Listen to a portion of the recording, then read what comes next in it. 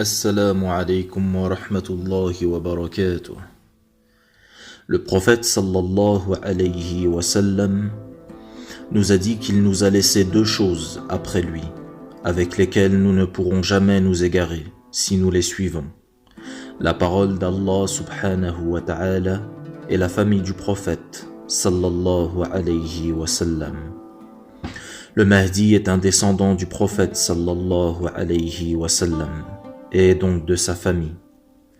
Allah subhanahu wa ta'ala dit: voilà ce que Dieu annonce à ses serviteurs qui ont cru et fait de bonnes actions.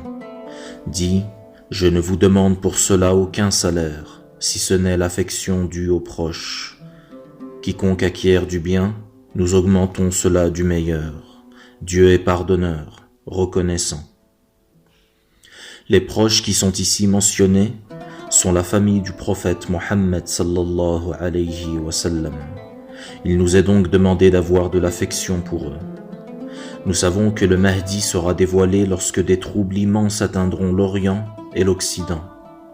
Le prophète sallallahu alayhi wa sallam nous a parlé d'Al-Haraj, qui veut dire une grande effusion de sang dans les quatre coins du monde. Le Mahdi est celui qui mettra fin à tout cela et qui établira paix et justice sur toute la surface de la terre. Il est aussi dit que dans l'histoire de l'homme, seulement 4 gouverneurs furent en possession de la terre entière. 2 étaient croyants, Sulayman et Dhul-Qarnayn, et 2 furent mécréants, Nabucodonosor et Nimrod. À ces 4-là s'ajoutera un 5e, et c'est le Mahdi tant attendu. Un hadith que vous connaissez sûrement, mais qu'il est bon de rappeler pour prendre conscience que la venue du Mahdi est proche, est le suivant. Le prophète sallallahu alayhi wa sallam dit en s'adressant à ses compagnons: la prophétie sera parmi vous tant qu'Allah le voudra, puis il l'enlèvera lorsqu'il le voudra. Puis il y aura un califat sur la voie de la prophétie tant qu'Allah le voudra, puis il l'enlèvera lorsqu'il le voudra. Puis il y aura une royauté injuste tant qu'Allah le voudra, puis il l'enlèvera lorsqu'il le voudra. Puis il y aura une royauté tyrannique tant qu'Allah le voudra, puis il l'enlèvera lorsqu'il le voudra.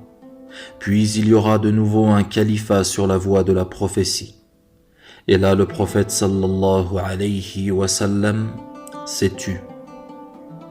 Ce hadith nous décrit donc les étapes de l'histoire de la communauté musulmane. Tout d'abord, il y eut le temps du prophète sallallahu alayhi wa sallam. Puis le temps des 4 califes bien guidés, qui sont Abu Bakr, Omar, Uthman et Ali, et qui avaient été élus califes par concertation. Ensuite, il y eut l'apparition de la royauté injuste à partir de Muawiyah et des Omeyyades, qui remplaça la concertation par la filiation lorsqu'il donna le pouvoir à son fils Yazid. Et les Abbassides et les Ottomans firent de même. Puis nous avons eu la royauté tyrannique depuis que le califat est tombé en 1924 avec Atatürk.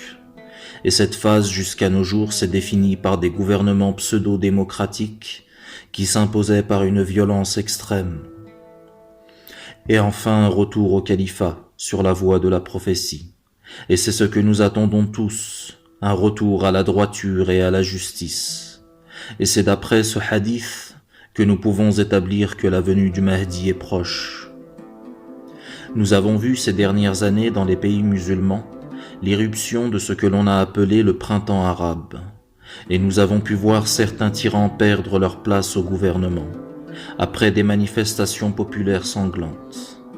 Allah subhanahu wa ta'ala dit: mais nous voulions favoriser ceux qui avaient été faibles sur terre, et en faire des dirigeants, et en faire les héritiers, et les établir puissamment sur terre, et faire voir à Pharaon, à Aman et à leurs soldats ce dont ils redoutaient.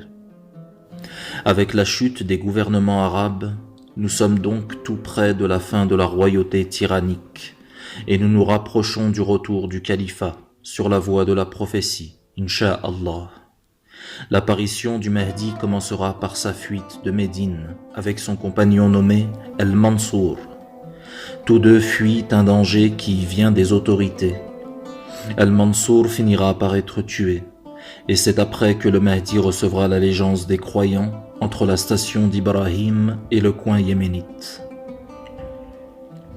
Les autorités ne pourront pas se saisir du Mahdi, alors ils se dirigeront vers sa famille, du plus petit au plus grand, qu'ils feront prisonniers.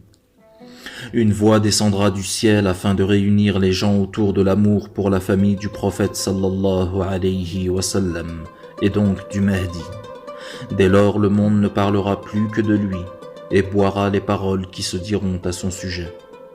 Allah subhanahu wa ta'ala préparera des groupes de croyants qui sortiront du Yémen, de l'Égypte et de Syrie, qui iront rejoindre le Mahdi pour lui prêter allégeance à la Mecque, alors que lui s'y refusera.